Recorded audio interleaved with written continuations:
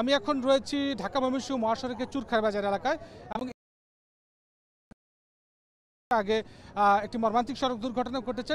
বিশেষ করে আমরা যেটা জানতে পেরেছি এখানে আসার পর স্থানীয়দের কাছ থেকে যে শেরপুর থেকে ঢাকাগামী যে সোনার বাংলা যে গাড়িটি রয়েছে চুরখাই বাজার আসার পরে একটি অটো ইজি বাইককে ব্যাটারি চালিত অটো ইজি বাইককে সজোরে ধাক্কা দেয় এবং একরকম পিষে ফেলে এবং সেখানে যাত্রী মারা যায় এবং তার দুই শিশু গুরুতর আহত অবস্থা এবং অন্যান্য বাকি যারা রয়েছে 5 জন তারা গুরুতর আহত অবস্থায় তাদেরকে উদ্ধার করে ময়মনসিংহ মেডিকেল কলেজ হাসপাতালে নেওয়া হয়েছে এবং তারপর থেকে কিন্তু এখানে আমরা দেখতে পাচ্ছি যে সোনার বাংলা যে গাড়িটি রয়েছে শেরপুর থেকে ঢাকাগামী সেটি এখানে রয়েছে দুমড়ে-মুচড়ে গেছে এবং পাশাপাশি কিন্তু এই অটো রিকশার সাথেও কিন্তু আমরা যে বিষয়টি আমরা দেখতে পেরেছি সেটি হলো যে এই বাসটি কিন্তু পাশে থাকা একটি ট্রাক ছিল, সেই ট্রাককেও ধাক্কা দেয় এবং সেই ট্রাকটি কিন্তু এখন আইল্যান্ডের উপর চলে গেছে এবং এই দুর্ঘটনার পর থেকে উৎসুক জনতার আমরা ভিড় দেখতে পাচ্ছি এবং যেহেতু এখন ঈদের মৌসুম, বিশেষ করে অনেকেই যারা ঈদে বাড়িতে এসেছিলেন তারা কিন্তু এখন কর্মস্থলে ফিরছিলেন। ঠিক সেই মুহূর্তে এই দুর্ঘটনার পর কিন্তু দুই পাশে বিশেষ করে আমরা জানতে পেরেছি যে ঠিক একেবারে ত্রিশাল থেকে চুরখাই বাজার এবং ঢাকা বাইপাস থেকে এই পর্যন্ত প্রায় দুই পাশের 10 থেকে 15 কিলোমিটার পর্যন্ত দীর্ঘ যানজটের সৃষ্টি হয়েছে এবং একেবারে স্থবির হয়ে গেছে গাড়ি রয়েছেন এবং মাঝখানে আমরা দেখতে পেরেছি যারা বিক্ষুব্ধ জনতা রয়েছেন তারা আগুন জ্বালিয়ে তারা কিন্তু বিক্ষোভ করেছেন এবং যার কারণে কিন্তু দুই পাশে যান চলাচল পুরো বন্ধ হয়ে গেছে এবং যারা ঢাকাগামী যাত্রী ছিলেন তারা এখানে নেমে এসেছেন এবং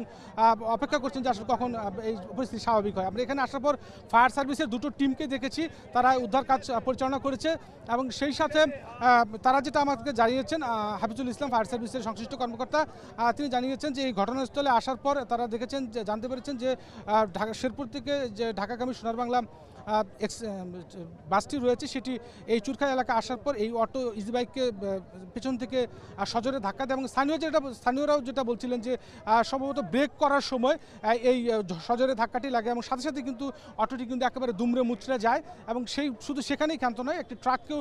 সজোরে ধাক্কা দেয় এবং সেই ট্রাকটি কিন্তু আইল্যান্ডের উপরে রয়ে গেছে। সুতরাং দুই পাশে কিন্তু পুরো রাস্তাটাই ব্লক হয়ে গেছে এবং এই রাস্তা কখন সরানো হবে এই ক্লিয়ার হবে সেটি কিন্তু এখনো পর্যন্ত অনিশ্চিত রয়েছে এবং প্রায় 2 ঘন্টার উপরে হয়ে গেল দীর্ঘ যানজট কিন্তু সৃষ্টি হয়েছে। এখনও বিক্ষুব্ধ জনতা যারা রয়েছেন তারাও কিন্তু এক পাশে আমরা দেখতে পেরেছি যে আগুন জ্বালিয়ে বিক্ষোভ করছেন এবং সেই সাথে আমরা দেখতে পাচ্ছি যে দীর্ঘ যে বাসগুলো রয়েছে বিশেষ করে বাস, ট্রাক, অটো, সিএনজি এবং সেই জায়গাগুলো তারা কিন্তু সেই পুরো এলাকাটি কিন্তু যানজট সৃষ্টি হয়ে গেছে। যেটা আগেও বলতে হয় যে এই ঈদের 2-3 দিন আগেও কিন্তু এই চুরখাই এলাকা খুবই ঝুঁকিপূর্ণ একটা এলাকা, এখানেও কিন্তু 2 জন পথচারী কিন্তু নিহত হওয়ার ঘটনা ঘটেছে এবং এই যে এই নিহত হওয়ার ঘটনার বেশিরভাগ ক্ষেত্রেই কিন্তু আমরা দেখতে পাই যে সড়কের একটা বিশৃঙ্খলা, বেপরোয়া গাড়ির দৌরাত্ম্য এবং যে গাড়িগুলো আসলে মহাসড়কে চলা নিষিদ্ধ সেগুলো কিন্তু দেদারসে চলছে। যেহেতু ঈদের সময় যে যেভাবে পারছে আসলে বাস, ট্রাক, সিএনজি, অটো রিক্সা যে যেভাবে পারছে তারা কিন্তু তাদের কর্মস্থলে ফিরছে। এইরকম একটি সময়ে কিন্তু যেটা আমরা এর আগেও বিভিন্ন সময় ঈদে ঘর ফেরা মানুষের লাইভ দিতে গিয়েও আমরা যেটা বলেছিলাম যে ঈদে কিন্তু এবার যদিও যানজট সৃষ্টি না হলেও কিন্তু সড়ক দুর্ঘটনার একটা সংখ্যা থেকে এবং গতবারের থেকে যদি বলি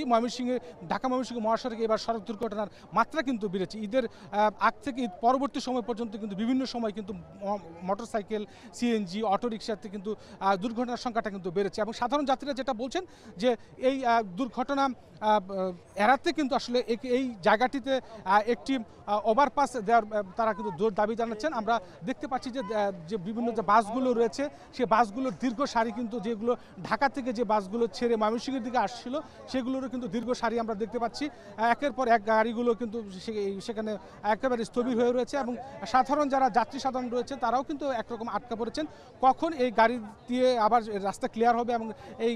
আবার তারা বাসে উঠে আবার কর্মস্থলে ফিরতে পারবে সেটিও কিন্তু এখন পর্যন্ত অনিশ্চিত। আমরা এখানে দেখতে পেরেছি পুলিশ এসেছে এবং ঘটনাস্থল এবং পরিবেশ পরিস্থিতি নিয়ন্ত্রণের কিন্তু চেষ্টা করছে, কিন্তু বিক্ষুব্ধ জনতা সেটি অনেকটাই আরও বিক্ষুব্ধ হয়ে উঠছে এবং যার কারণে কিন্তু পুরো রাস্তাটি কিন্তু একেবারে ব্লক হয়ে গেছে এবং অনেকেই কিন্তু হেঁটেই গন্তব্যে পৌঁছানো শুরু করেছে এবং সেই সাথে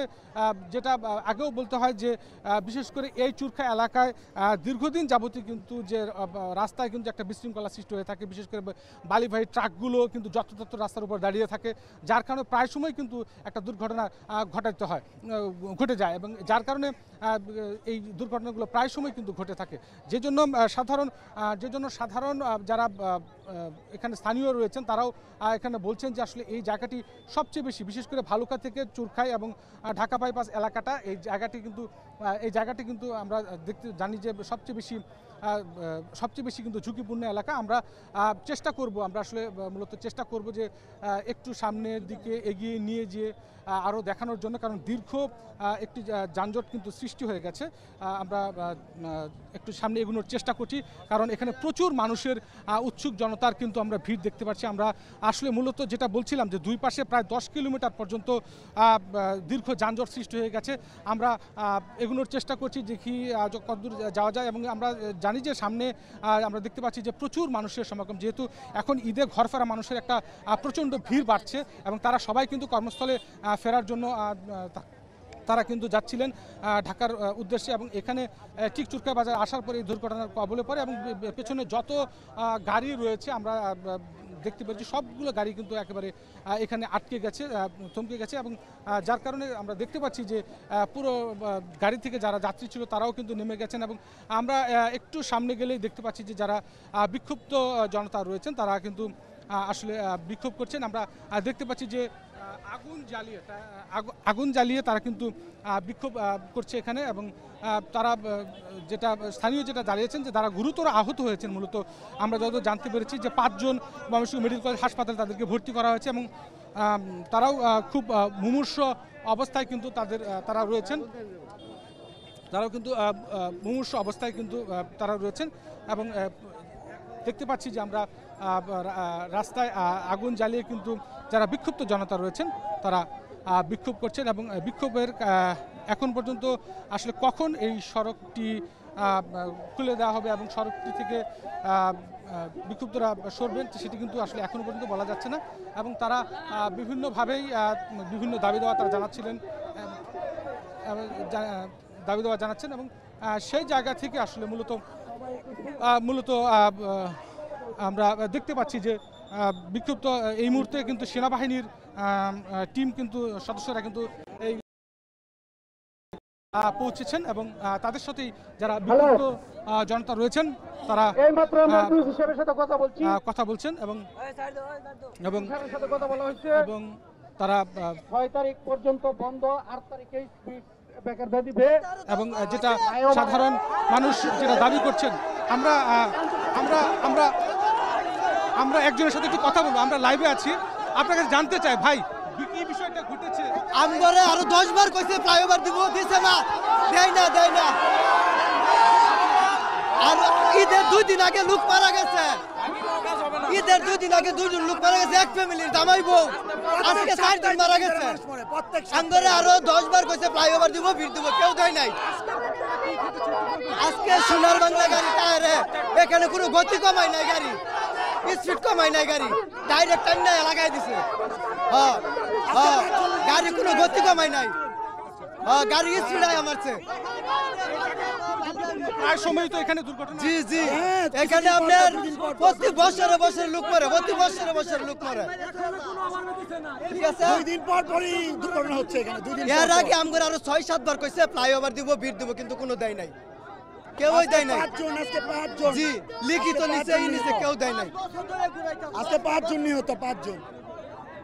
আমরা যেটা জানছিলাম সাধারণ আসলে বিক্ষুব্ধ মানুষ যেটা আমাদেরকে জানাচ্ছিলেন যে আসলে এই যে এটা আগেও বলছিলাম যে এই চুরখাই এলাকাটি প্রচণ্ড ঝুঁকিপূর্ণ একটি এলাকা, এবং ত্রিশাল থেকে এই চুরখাই এবং ভালুকা এই জায়গাগুলো কিন্তু প্রচণ্ড ঝুঁকিপূর্ণ একটি এলাকা, এবং তারা যেটা দাবি করছিলেন যে একটি স্পিড ব্রেকার এখানে 6 দিনের মধ্যে দিতে হবে, সেই শর্তটি যেহেতু হয়তো উপর মহল থেকে এসেছে, এবং জানি না সেটি শেষ পর্যন্ত কতটুকু কার্যকর হয়। এবং যেটা বলছিলাম যে এখন পর্যন্ত আমরা যেটা জানতে পেরেছি ফায়ার সার্ভিসের পক্ষ থেকে যে 1 জন নিহত হওয়ার ঘটনা ঘটেছে, আরও 5 জন গুরুতর আহত অবস্থায় তাদেরকে হাসপাতালে ভর্তি করা হয়েছে, এবং তারা খুবই আশঙ্কাজনক অবস্থায় রয়েছে বলে আমরা কিন্তু জানতে পেরেছি। এবং আরও হতাহত হয়েছে কিনা সেই বিষয়টি কিন্তু আমরা এখনও জানতে পারিনি, এবং আমরা দেখতে পাচ্ছি যে সাধারণ যারা মানুষ রয়েছেন তারা বিক্ষোভ করে যাচ্ছেন, এবং দীর্ঘ যানজট দেখতে পাচ্ছি, এবং গাড়িগুলো যে রয়েছে সেগুলো কিন্তু দাঁড়িয়ে রয়েছে, এবং পাশাপাশি যারা যাত্রী রয়েছে তারা কিন্তু মোটামুটি ভাবে এখনো অপেক্ষায় আসলে কখন এই রাস্তাটি পরিষ্কার হবে এবং তারা আসলে তাদের কর্মক্ষেত্রে পৌঁছাতে পারবে, গন্তব্যে পৌঁছাতে পারবে। সব মিলিয়ে এখনকার মতো এই ছিল আমার কাছে ময়মনসিংহের চুরখাই থেকে সড়ক দুর্ঘটনার সর্বশেষ আপডেট।